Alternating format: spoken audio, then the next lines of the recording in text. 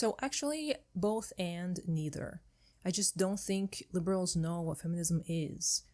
Let me explain. I've been reading a lot of romances for straight women lately, and I've noticed a concerning trend. The first chapter usually introduces us to an independent woman with a career and prospects, and in the second chapter or so, she meets the male love interest, who's always written in this really annoying, performist, male feminist way, who says he respects women, but doesn't actually respect women because he goes on to take her independence away.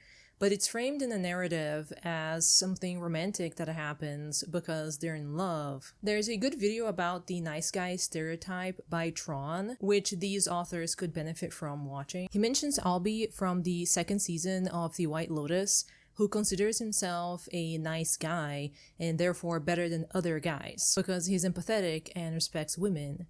But when the girl that he likes starts showing interest in another guy, he dismisses her choice because he's the right choice for her, not this other guy who sucks and is not right for her. He simply doesn't take no for an answer because he thinks he knows better than her. He thinks he knows what's good for her. What concerns me is that Albie was written this way on purpose, but the characters in these stories weren't. I think the authors of these books truly believe that they were writing feminist characters. There's a video by Willow Talks Books where she talks about this phenomenon, mainly using romantasy titles as examples, but I think this is a more widespread problem that affects the entire romance genre. While it's okay to like more traditional gender roles, what's not okay is gaslighting the audience into thinking that they're somehow feminist. Feminism challenges the status quo, which is why conservatives hate it and liberals don't understand it.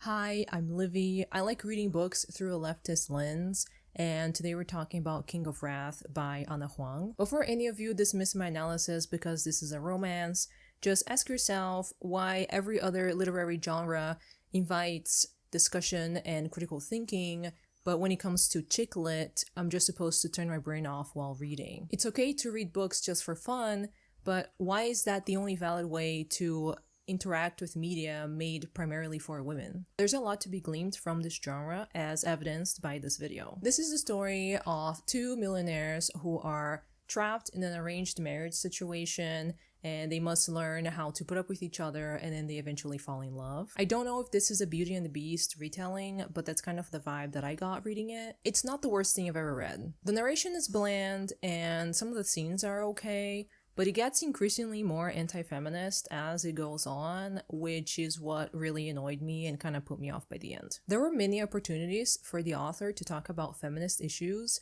but she kept choosing not to. If you want to read this, leave now, we're heading into spoilers. The two main characters are Dante Russo and Vivian Lau. Dante has a brother named Luca who is the catalyst for the story. He's in love with a mafia boss's niece, and there's photographic evidence of the two of them together, which Vivian's dad uses to blackmail Dante into marrying Vivian. Because Vivian's family is new money. They got rich 20 years ago when she was 8 years old, and Dante's family is old money. Vivian's family, specifically her dad, has been trying to get in with the old money crowd. She does not have a very good relationship with her parents. She and Dante meet officially at this dinner at her parents' house, where their engagement is announced, and he absolutely hates her. She does not know about the blackmail part of this arrangement. For the majority of the story, she simply doesn't know why he hates her so much. They are, of course, attracted to each other right away. He complains about her to his friends, and she complains about him to her friends. He seems to only have 3 friends who are really, really close to him. Kai seems to be his best friend. This is important, remember this. Right after this dinner, she moves in with him. Why? I understand that the author needs an excuse for them to interact and be in the same room together, but why does she have to move in with him? They're not married yet. Couples only move in together when they're already married, and in their case, because they're so rich, they would have been moving into a new house together. She would never be moving into his apartment. I would like for Vivian to have kept her apartment and only meet him on the weekends, maybe as they get to know each other.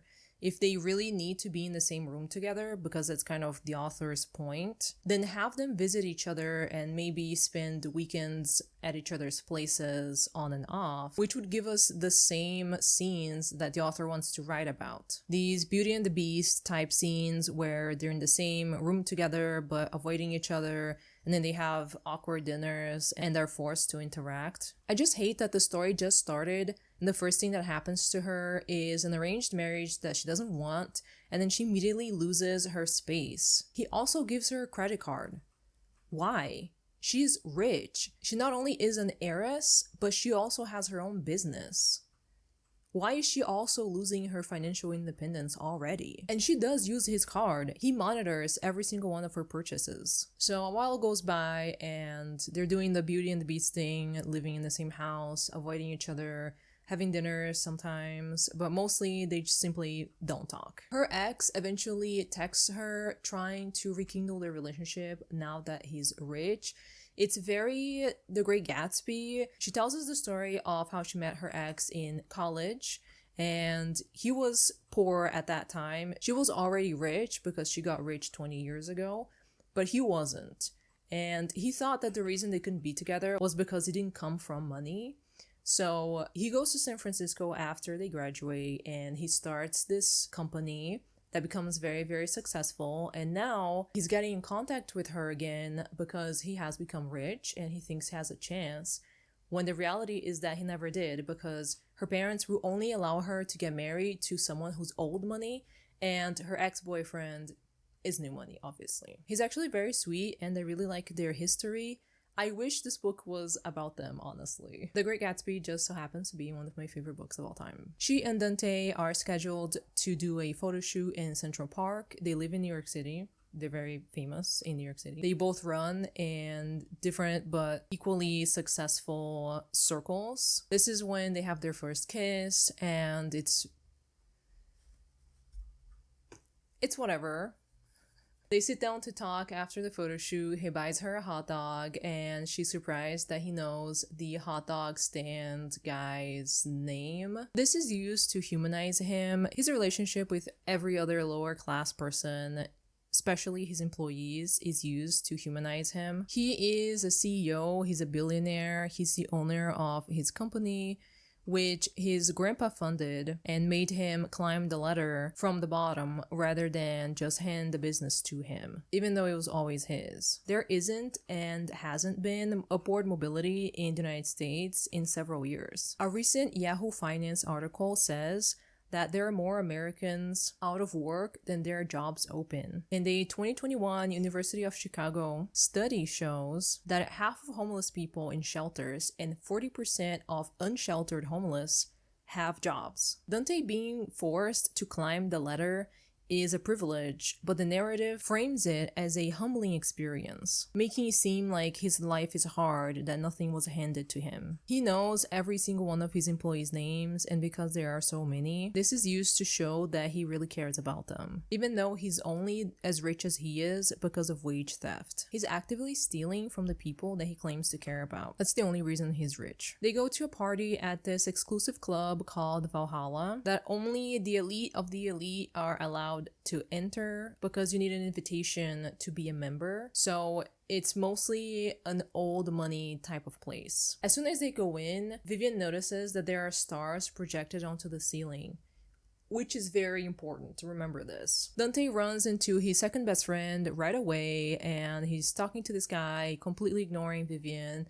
So she goes to the bar where she runs into Kai, Dante's first best friend. They talk about the stars on the ceiling and astronomy since they're both interested in that. Dante sees them talking and he gets so insanely jealous that he leaves his second best friend and he approaches his first best friend and he just has to rip Vivian away from this guy. He's so jealous that he takes her to a secluded room where they have their first sex scene together, which makes me wonder why. They don't like each other. The engagement is fake. Kai knows this. Why doesn't Dante trust his fake fiancé near his first best friend? And this is not the only time this happens. This happens again later, where Kai specifically makes Dante jealous of Vivian. So Why? Is it Kai that's the problem? Is there some sort of background that we're missing on Kai and the way he behaves around Dante's possible girlfriends? If so, why is Kai his best friend? And if not, then what could possibly be triggering Dante this much? I think this scene is meant to show us that Dante already has feelings for Vivian and already cares about her, even though they met only a couple months ago and he spent an entire month traveling and they've only talked maybe 3 times. I just hate this level of possessiveness so early on in the story. This level of possessiveness should be a reward for the reader later in the story. It should be used as a marker to show how much he's grown to care about her.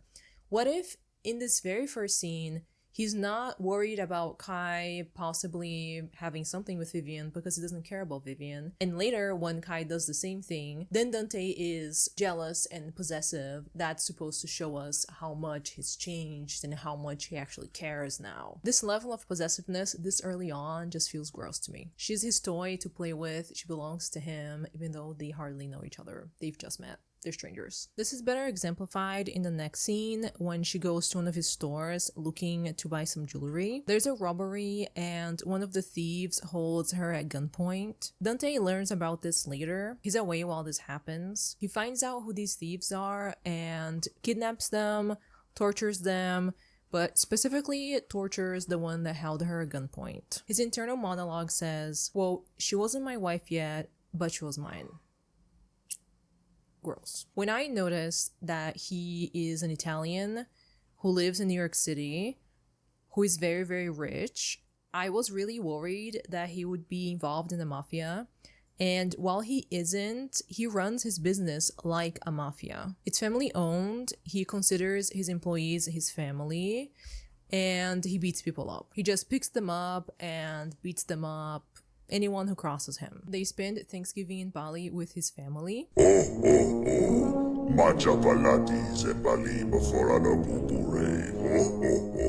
Where she meets his parents. His parents are bad people, and so are her parents. Neither one of them has a good relationship with their parents, and this is used to make you feel bad for them. Oh, I'm so sad for these billionaires. There are no conversations about parenthood in this book. The narrative just wants you to see how hard their lives are because they have a bad family life and think, it must be so hard having so much money and such bad parents. Like the rest of us have perfect families. His brother Luca looks up to him like a father figure, and this could have been used to talk about parenthood, specifically how older children are parentified in abusive households. But it's not. It's just used to garner sympathy for Dante and show how responsible he is. Ana Huang also forgets about this detail in Luca's personality really quickly. That's like the only thing about his personality. There are 2 traits. He looks up to Dante like a dad, and he's always in some sort of relationship. He's that kind of guy who just can't be single for too long. And one of these traits is forgotten in favor of cute family banter. In the first half of the book, Luca is very apologetic. He feels really bad for putting Dante in the situation that he's in. But then in the second half, particularly in this Thanksgiving scene, he just forgets about that completely. He's texting at the table and he completely ignores Dante when he tells him no phones at the table. And then he goes on to tease Dante about his relationship with Vivian, the one that Luca put him in, the one he never wanted to be in because of Luca. Got the sense that Ana Huang just wanted to write cute banter between these 2 brothers when they don't have a sibling relationship. This is another scene that could have been used to show Dante's parentification. It could have been his dad who tells Luca no phones at the table, and then Luca completely ignores him, and then Dante tells him no phones at the table, and Luca listens to him. Everything about Dante is a fetish, by the way. He only has an Italian accent because Italian accents are sexy. No other aspect of his personality reflects the fact that he's Italian and immigrated into the United States when he was 5 years old. He's bilingual, but he doesn't speak Italian with his parents, who raised him in Italy, obviously speaking Italian with him. In bilingual households, usually the parents speak their first language with their children, and then the children among themselves speak whatever language is spoken in the country that they live in. So in this case, Dante and Luca should speak Italian with their parents, but then English between themselves. Young Royals is a Netflix series that does this well. Simon is one of the characters in the show who has a Latina mom, but they live in Sweden, and he grew up in Sweden. So he speaks Swedish with his sister, but they speak Spanish with their mom. Or sometimes the mom speaks Spanish and the children reply in Swedish, and they understand each other. But Dante's knowledge of Italian is only used so he can call Vivian mia cara 1,000,000 times, and then sometimes say a few words in Italian in his sentences. I don't know if Ana Huang is bilingual, but he comes off as a bilingual character written by an American who only speaks English. Hola chica, I say, forgetting sometimes about my English and switching to the language of the barrio. That means hello, I tell her. I heard we were getting a new girl in school and, ay Dios mío, the rumors going around are locos. We're fetishizing his ethnicity, by the way, in case that wasn't clear. He's Italian because Italian men are sexy, and he speaks Italian because Italian accents are sexy. And the Italian language is sexy. After the Thanksgiving dinner, we have a scene where Vivian goes to the kitchen to help Dante's mom with the dishes, which is just crazy. You're telling me this family of billionaires with a B who have their own driver, their own boat, and live in Bali don't have a dishwasher? You're telling me this billionaire woman does dishes? You have got to be kidding me. I understand that Ana Huang probably just wanted an excuse to write a cute moment between Vivian and Dante's mom without the others present, but there are 1,000,000,000 different ways that she could have achieved this other than making the mom do chores. We cannot be saved. Later, Vivian and Dante are in their room and she's telling him about her family. She tells him that they're new money, and I want to use this as an opportunity to talk about how capital is portrayed in this book. There are many scenes where she suffers discrimination for being new money. Her family also suffers from her dad's greed because ultimately he's the one who started the Law Jewels business and he's the reason that it took off. There's a moment later in the story where Vivian says, quote, "Sometimes I wonder if we would have been happier had Law Jewels stayed a tiny shop on a side street in Boston." She also says, quote, "We were happier and better people before we were rich." So this book is almost self-aware. It could have been about anti-capitalism, how greed ruins families and dehumanizes people, which is what her dad represents. He uses his own family members as pawns to make more money, and that's how he also treats himself. But no, Dante is even richer than them, and he was never faced with any of these issues. The message seems to be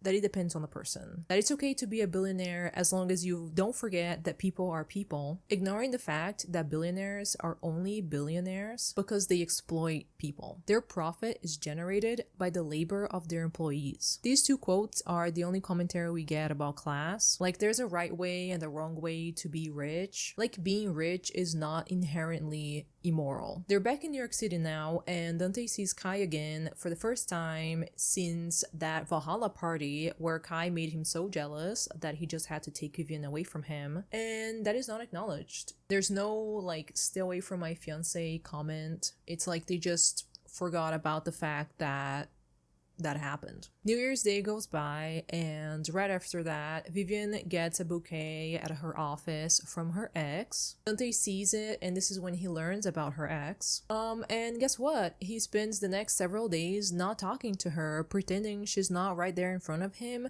and relaying messages to her through other people like a 5-year-old child. All because she didn't tell him that she had an ex as a 28-year-old woman. Later, Dante is talking to his third best friend, Dominic, who is really angry about something that Dante did off-screen. All of his friends have books of their own. Ana Huang has her own like cinematic universe where each character in this book, each secondary character, has a book of their own. Kai has a book. Dominic, who is Dante's second best friend, also has a book. And Christian, this guy, Dante's third best friend, also has a book. I think the context for the scene was in Christian's book because whatever Dante did was off screen and we get no explanation of what it was. We just know that it was so egregious that Christian called Vivian's ex over to Dante's address with the promise of getting back together. He hacked her account and sent her ex a message pretending to be her. Learning this, Dante rushes back home just in time to save Vivian from a potential sexual assault. I just want to know why. Why do we suddenly have this rapist storyline? Why are exes in books always evil rapists? And always suddenly too. Like, her ex was fine before. He was actually really sweet. I really liked their history. Also, Dante's friend set this up, his third best friend, and they continue to be friends after this. And this man is invited to Dante's wedding? You're joking. You have to be joking. Anyway, they have sex after this, and now they're in love. If you thought that Dante wouldn't find her ex and threaten him, you're wrong. That is exactly what he does. He undermines everything she does, sending us the message that she can't resolve anything on her own, that she needs him to solve all of her problems. It's not enough for her to tell her ex to fuck off. He needs to be a rapist, and Dante needs to save her. What if we really need this rapist storyline, Dante doesn't show up, Vivian just resolves it on her own, maybe she kicks this guy in the balls or whatever, and Dante arrives after everything is already good and this guy has been escorted out of the premises. Anyway, remember I told you that she has a job? Well, she's an event planner, and for the majority of this book, she spends all her time at work planning the Legacy Ball, which is this really, really important ball for mostly old money people. And she was only invited to plan it because of her relationship with Dante, who is old money. And the venue that she had booked for this ball is no longer usable. So she no longer has a venue, and guess what? Dante comes to the rescue. He finds her a venue because she can even do her job right. The venue is Valhalla. When he shows her what he has planned, we see stars projected on the ceiling. Do you remember what happened the first time they came here and there were stars on the ceiling and that's what she talked to Kai about? Yeah, we're just gonna pretend that didn't happen the first time and that it's really amazing and really cool and interesting and original and creative that Dante wanted to project stars on the ceiling this time. Did Ana Huang genuinely forget about that scene? Was she hoping that I was reading this book with my eyes closed? Vivian, at this point of the story, is supposed to be taking charge of her life. She's at a restaurant with her friends when she's accosted by her client who wants to hire some family member that she knows to do the music for this event, which Vivian says no. She tells off her client because we don't know if this person is good or not, and she's not going to hire this person just because she's related to this client. She says, quote, "I'd be damned if I let anyone destroy what I'd worked years for in the name of poorly concealed nepotism." Do you forget where you come from? You're a millionaire. You're an heiress. Any business you start will be successful because of nepotism. We know you got a small loan of $1 million to start your business, and this is why it's successful. Remember how Dante calls her Miyakata? Well, he started doing it ironically when they first met, but by this point, they're already in love, so it's no longer ironic. This could have been used better had he started calling her Miyakata in the beginning, sort of ironically, and then later, once they actually fell in love, he started calling her a different pet name, something that actually means something to him. It would have been a better marker of the development of their relationship. For example, he starts calling her Miyakata, ironically, and then later, when they're already in love, maybe he calls her Amore Mio or something. It's a week before the Legacy Ball that she's been planning all book, and Dante comes in and tells her to drop everything because they're going to Paris because he has a business meeting in Paris. While they're in Paris, he tells Christian, who is his security guy, and remember, his best friend, to take down Law Jules. Vivian's family business. Even though he is executing his revenge on Vivian's dad, he feels guilty and stops talking to her. So they fight, and she calls her sister to ask her for advice on how to deal with this. Because her sister is married and her marriage was also arranged. Arranged marriages are acknowledged in this book as bad, but it works out for both sisters. It's a tell, don't show situation. For the message to be that arranged marriages really are bad, there should have been at least 2 other arranged marriage couples that are unhappy. Anna Huang could have used any of the infinite background characters for this. In this call, her sister's advice is, marriage is hard, but if you work on it together and you're in love, it's gonna turn out okay. Which is very unhelpful. It completely ignores the part that it's arranged. This could have been an opportunity for Anna Huang to talk about how awful arranged marriages truly is. It could have been a conversation. There are so many problems with it. She could have chosen one of the million problems with arranged marriages to discuss, and she didn't even choose one. Well, marriage is hard, but at least you love each other, so it's not so bad for you. What about the arranged marriages where they don't fall in love? You know, most of them. After they come back to New York City, she goes to Dante's office and she overhears him talking to her dad, and that's how she finds out about the blackmail. They fight, she packs a bag, and she leaves him. One of the very first things we learn about Dante in this book is that he's a workaholic, that he puts his work before his relationships every single time. And this really is shown throughout the book. The only time he takes any time off work is after she dumps him. He spends 3 days drinking in his living room. If this is supposed to be a marker of their relationship, it just doesn't work. He's constantly meddling in her work. He finds her a venue when she can't get one. He makes her drop everything 1 week before this really big important event she's been planning the whole book just so they can go to Paris on his business trip. On the other hand, she never influences his work, and when she's at that robbery, he doesn't drop everything and comes get her. He finishes his business deal before coming to her. If his workaholic lifestyle is an indication of how much he cares about her and how much their relationship has grown, then he should have allowed her to help him at his job. Maybe after she has an issue with the venue where he finds her a venue, he has an issue with a client that maybe she knows and she helps him with that client. And if he asks her to drop everything to go to Paris with him, then he should drop everything to come check on her after the robbery. It's only that the robbery scene should have been in a different place in the book. It should have been later in the book for this to make sense. So Dante's been drinking in his apartment alone for 3 days when Luca comes by and tells him to get his shit together. Which, why?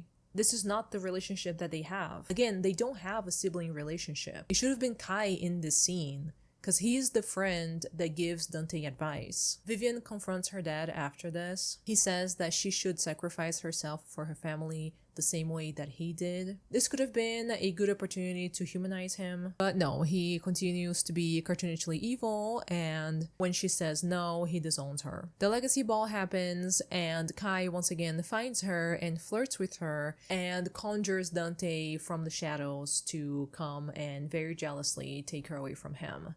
Which, why? Why did he do this? Did he know that it would make Dante so jealous that he would have to come talk to her? And if so, is this a pattern, or does this only happen with Vivian? Why does Kai elicit so much jealousy from Dante? So Dante and Vivian talk, and they do this thing where they pretend to start over and not know each other. It's fine. Now that she knows about the blackmail, they act like there are no more secrets between them. Like Dante has come clean and is being honest with her and himself when he never told her about the blackmail. She found out on her own. When they go on a date after this, he even says this is our first real date because he's no longer pretending.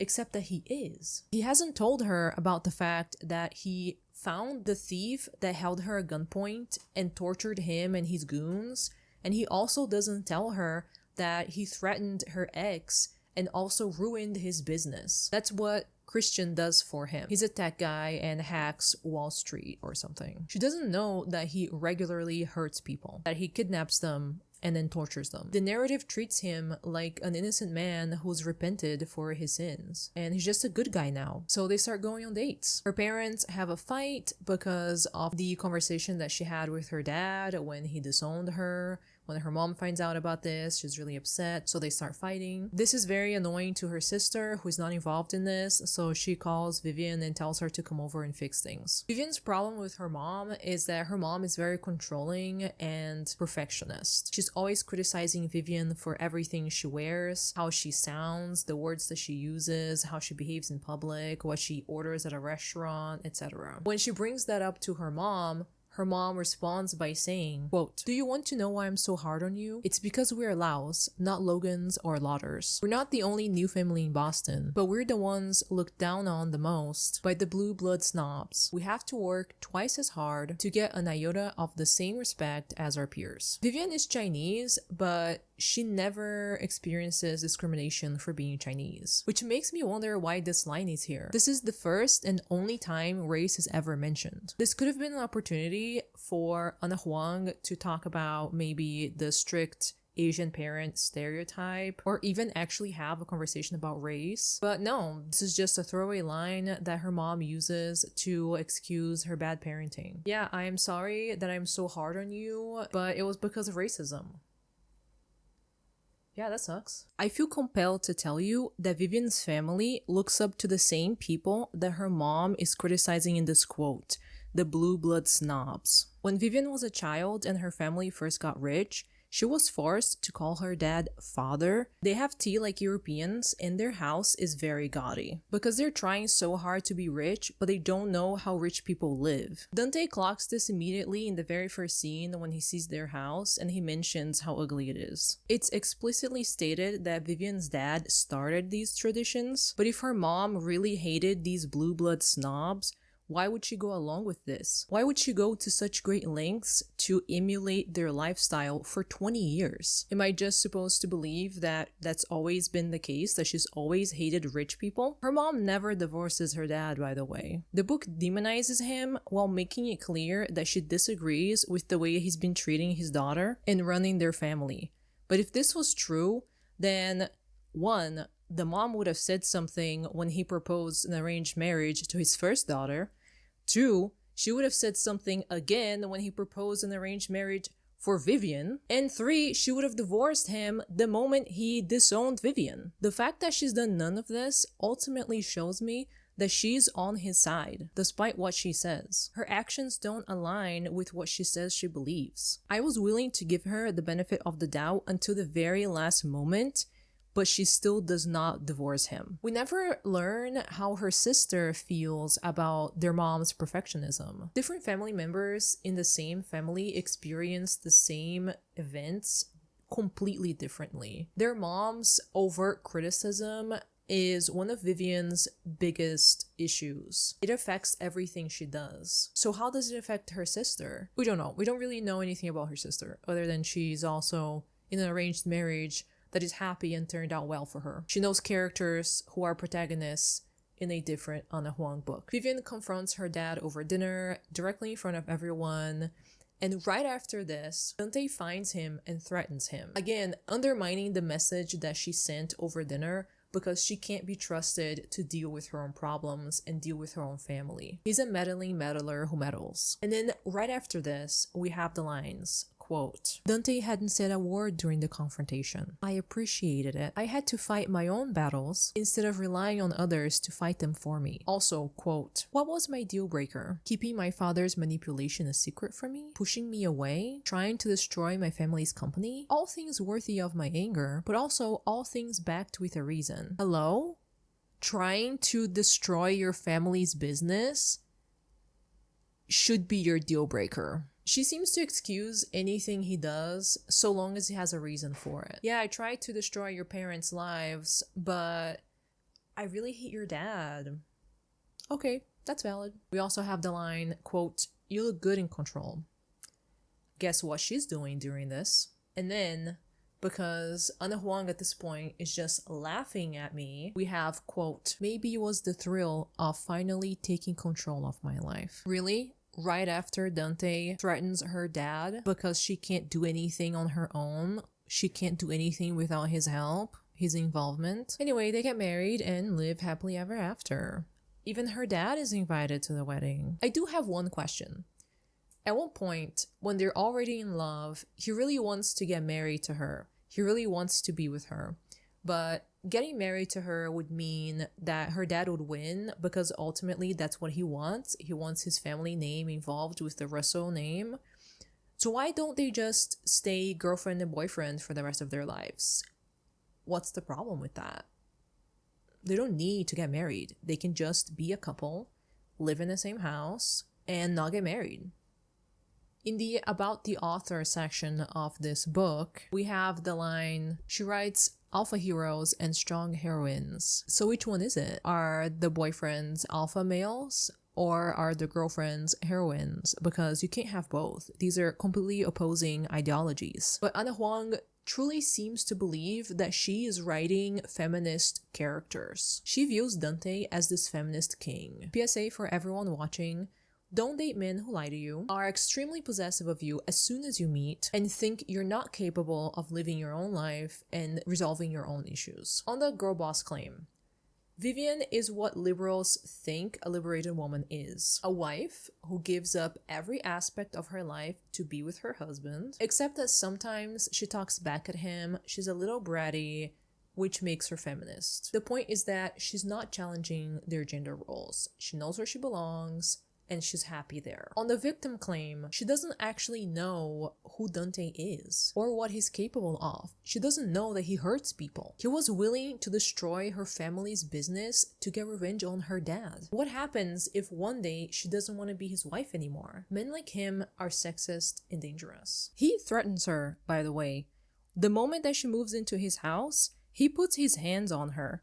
He puts his hand around her neck. It's only a sexy scene because they're both attracted to each other, but this is threatening. And it's supposed to be threatening. They didn't discuss this beforehand. It's not playtime, as in BDSM play. They're not role-playing. This man really just sent her a message that she ultimately understood. She understood that he was threatening her. You would think that Dante, as the king of wrath, would learn how to deal with his rage throughout the story, but he doesn't even identify his behavior as abusive. This book could have ended with Dante apologizing to Vivian for threatening her dad, for almost ruining her family business, for threatening her ex-boyfriend and ruining his business, and then at the very end acknowledging that he has an anger problem and going to anger management classes or something. I want to compare Dante to James from Hooked by Emily McIntyre. Her book is loosely based on Peter Pan, except Captain Hook is Wendy's love interest, and Peter Pan is Wendy's dad. The ages are all different.